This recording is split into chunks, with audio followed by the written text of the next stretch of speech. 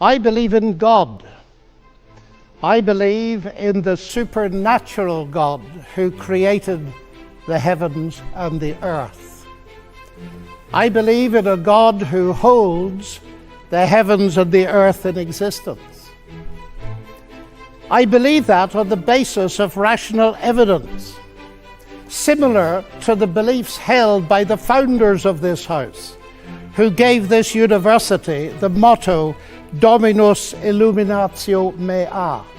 They saw no contradiction between faith in God and the utmost excellence in rational inquiry. And if I dare mention my alma mater of Cambridge in this holy place, I would remind you that on the door of the Cavendish Laboratory in Cambridge are written the words, "Great are the works of the Lord, studied by all who delight in them." And as we look at the rise of science in the 16th and 17th centuries, Alfred North Whitehead and many others commented that men became scientific because they expected law in nature, and they expected law in nature because they believed in a lawgiver. So, ladies and gentlemen, I'm not ashamed of being both a scientist and a Christian, because arguably Christianity gave me my subject. I'm amazed at is that serious thinkers today continue to ask us to choose between God and science.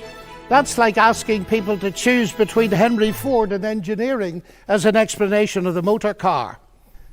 When Newton discovered his law of gravity, he didn't say, "I've got a law, I don't need God." No, he wrote the Principia Mathematica, arguably the greatest work in the whole history of science, because he saw that God is not the same kind of explanation as a scientific explanation. God doesn't compete. Agency does not compete with mechanism and law. Why is there something rather than nothing? Alan Sandage, the brilliant cosmologist who became a Christian in his 50s, said God is the answer to that question. But people are now so desperate to show that the universe created itself from nothing, which seems to me to be an immediate oxymoron. If I say X created Y, I'm assuming the existence of X to explain the existence of Y. If I say X created X, I'm assuming the existence of X to explain the existence of X, which simply shows that nonsense remains nonsense even if high-powered scientists utter it. It reminds me a little bit of J. Chesterton, who said, "It is absurd to complain that it is unthinkable for an unthinkable God to make everything out of nothing, and then to pretend that it is more thinkable that nothing should turn itself into everything." The heavens declare the glory of God, says the ancient psalm. And we've unraveled a bit of that, seeing the fine-tuning of the fundamental forces of nature. It's something that's so striking to scientists that it demands explanation. And it seems to me that Arno Penzias hit it right. He is the Nobel Prize winner who discovered the microwave background on which a lot of the evidence for the Big Bang is based. He said astronomy leads us to a unique event, a universe which was created out of nothing, one with the very delicate balance needed to provide exactly the right conditions required to permit life, and one which has an underlying, one might say, supernatural plan. But I want to come to what I think is one of the fundamental arguments for theism. I take it this house believes in reason. That's why we're all here. And as a scientist, I believe that the universe is rationally intelligible. That is something that has struck some of the geniuses of science as demanding an explanation. Einstein said the only incomprehensible thing about the universe is that it's comprehensible. And Wigner talked about the unreasonable effectiveness of mathematics. How is it that a mathematician thinking in her head in here can come up with equations that seem to fit the universe out there? Well, how is it indeed? Because the irony of the atheist position here is evident. My atheist friends, and I have many of them, tell me that the driving force of evolution, which eventually produced our human cognitive faculties, reason included, was not primarily concerned with truth at all, but with survival. And we all know, ladies and gentlemen, what has often happened and still happens to truth when individuals or commercial enterprises or nations feel themselves threatened and struggle for survival. A leading philosopher, Alvin Plantinga of Notre Dame, says if atheists are right that we are the product of mindless, unguided natural processes, then they have given us strong reason to doubt the reliability of human cognitive faculties, and therefore inevitably to doubt the validity of any belief that they produce, including their atheism. Their biology and their belief in naturalism would therefore appear to be at war with each other in a conflict that has nothing at all to do with God. Yet my atheist friends still insist that it is rational for them to believe that the evolution of human reason was not directed for the purpose of discovering truth. And yet it is irrational for me to believe that human reason was designed and created by God to enable us to understand and believe the truth. Curious logic. By contrast with that, biblical theism asserts that ultimate reality is personal and intelligent, and the reason science works, and this was the motivating force that drove the great pioneers of science, is that the universe out there and the human mind in here that does the science are ultimately the product of the same intelligent divine mind. Human beings are made, we are told, in God's image, and that means that science can be done. That makes infinitely more sense to me as a scientist than atheism does. Now let me come briefly to ethics. Ethical behavior, like rational behavior, of course, does not itself require religious belief. This is consistent with the fact that humans are created in God's image as rational moral persons. But just as I suggest that rationality cannot be explained without the existence of God, so I dare to suggest that the existence of morality cannot be explained either.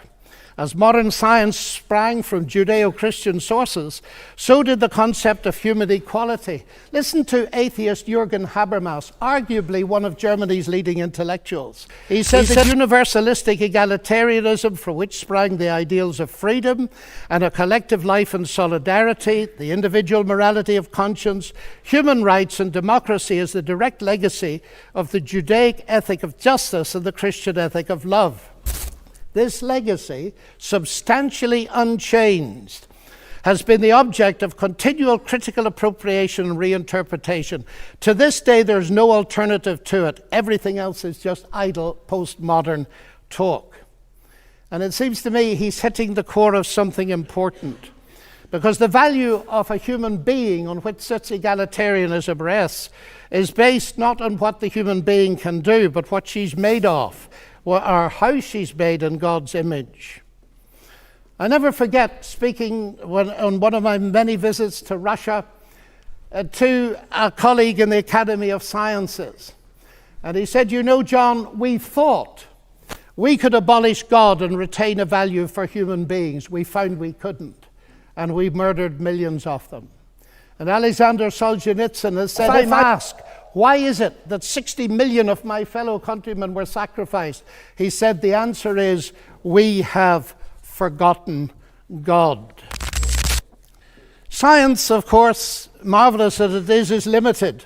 Even a Nobel Prize winner, by analyzing a cake, cannot tell why it was made. But Aunt Matilda, who made it, can tell you. She can reveal it to you. But if she doesn't reveal it to you, you'll never know. And that brings me to my next evidence. It's the same with the universe. We can analyze it magnificently, but ultimately, if it has a maker, and I believe it has, only he can tell us what it's all about. And he's done so in the powerful narrative of the Bible, in particular in its analysis of the problem with humanity, not simply in terms of behavioral breakdown between people, but a vertical breakdown of trust between us and the Creator. The unique solution to that problem is not simply in terms of human ethical development, although that's very important, but in terms of something far deeper altogether. The restoration of the fractured relationship with God through the salvation he has brought through Jesus Christ. A radical relationship that empowers us to live ethically from God. And here we reach what for me is the chief evidence, not only for the existence but the nature of God. It is Jesus Christ.